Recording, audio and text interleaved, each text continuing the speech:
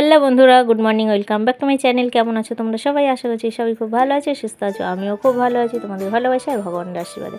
তো দেখো, সকাল সকাল একদম নিউ ব্লগ নিয়ে তোমাদের সামনে চলে এলাম। আর দেখলেই তো কতটা বৃষ্টি হচ্ছে, সেই ভোরে থেকে বৃষ্টি হচ্ছে, এতটাই বৃষ্টি হচ্ছে। তো তোমাদেরকে যখন দেখিয়েছে তাও একটু কম হয়েছে। তো সকাল সকাল উঠে আমার স্নান করা কমপ্লিট। আর আজকে আমার হচ্ছে বিপত্তারিণী পুজো আছে বাড়িতে, আর ব্রততেও আছি।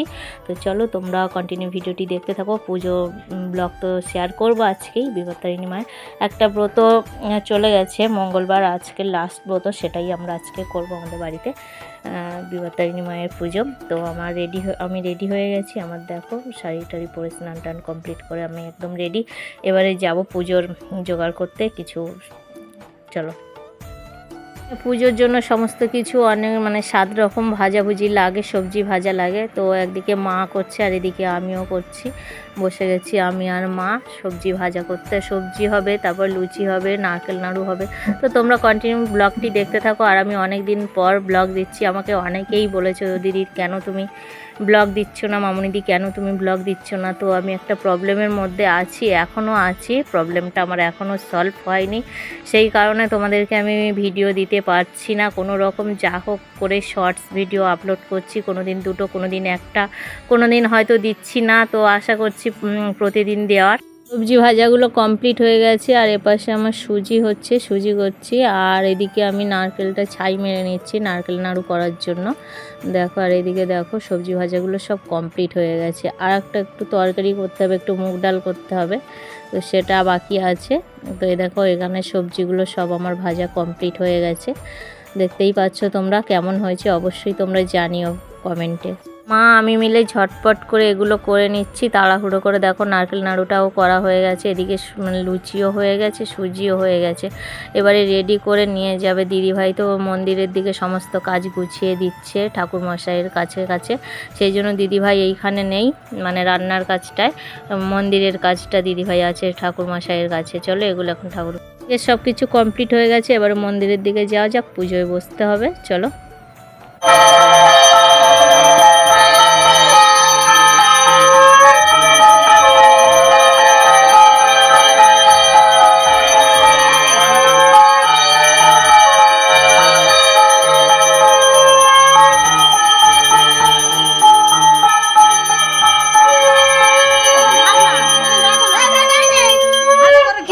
ধীরে তো দেখলে ঠাকুরমশাই পুজোতে বসে পড়েছে। আবার ওখান থেকে এসে শাড়িটা চেঞ্জ করে আবার আমি এখানে রান্না করছি। গোপুসোনার প্রতিদিন আমাদের অন্ন সেবা দিতে হয়, তার জন্য আমি আবার রান্না বসিয়ে দিয়েছি গোপুসোনার জন্য। আর এদিকে কুমড়ো ফুলের বড়া করছি, আর একদিকে ভাত বসিয়ে দিয়েছি। আর সয়াবিন আলুর তরকারি করে দেবো, আর একটু শাক ভেজে দেবো। আর জানোই তো প্রতিদিন আমাদের গোপুসোনার সেবা দিতে হয়, অন্নভোগ। তো সেই জন্য আমি আবার ঝটপট এখানে রান্না করতে চলে এলাম। ওখানে সমস্ত কিছু জোগাড় করে দিয়ে মন্দিরে ঠাকুরমশাই পুজো করতে বসেও গেছে, তোমরা দেখতেও পেয়েছো সেটা। আর এদিকে আবার এসে কত দিকে হাত লাগাতে যে আমার হয়, আর কি বলবো বন্ধুরা, কি আর বলবো। তো চলো কন্টিনিউ ব্লগটি দেখতে থাকো, আশা করছি তোমাদের ভালো লাগবে। মেশিন আর কি, প্রতিনিয়ত এই মেশিন যত চলতে থাকবে তত সংসারের মঙ্গল, সংসারের ভালো। আমরা বউরা আর কি একটা মেশিন, যন্ত্র আর কি, যতটা চালাতে পারো। রান্না কমপ্লিট ফাইনালি, শাক ভাজা এদিকে, আর সয়াবিন আলুর তরকারি, চায়না সয়াবিন, ছোট্ট ছোট্ট সয়াবিন, আর হচ্ছে সেই কুমড়ো ফুলের বড়াগুলো করেছি। তো এখানে রান্না কমপ্লিট করে আবার যাব মন্দিরে। ওখানে আবার কি হোম হবে, ওখানে আবার অঞ্জলি হবে, সেগুলো সবটাই তোমাদের সঙ্গে তুলে ধরতে পারবো কিনা জানি না। এদিক ওদিক কাজ করতে করতে আমি এমনিতেই হিমশিম খেয়ে যাচ্ছি। তো চলো দেখতে থাকো।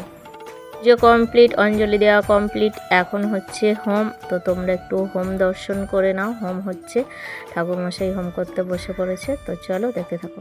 তারপর চলে এলাম প্রসাদ খেতে। আর এই সব প্রসাদগুলো দিয়ে গেছে দিদিভাই, তো প্রসাদ খেতে চলে এলাম। এখানে সব রকম সবজি ভাজা, শাক ভাজা, লুচি, সুজি, সব রকম প্রসাদ আছে, ফল প্রসাদ, নারকেল নাড়ু। আর বলো তো তোমাদের সুজি দিয়ে লুচি খেতে পছন্দ, নাকি আলু কষা দিয়ে, নাকি ঘুগনি দিয়ে, নাকি ছোলার ডাল দিয়ে? অনেকগুলো অপশান দিলাম, কার কোনটা পছন্দ অবশ্যই জানিও। আর আমার পছন্দ কোনটা সেটা তোমাদের পরের ভিডিওতে বলবো আমি, আমার কোনটা দিয়ে লুচি খেতে পছন্দ। চলো প্রসাদগুলো খেয়ে নেওয়া যাক।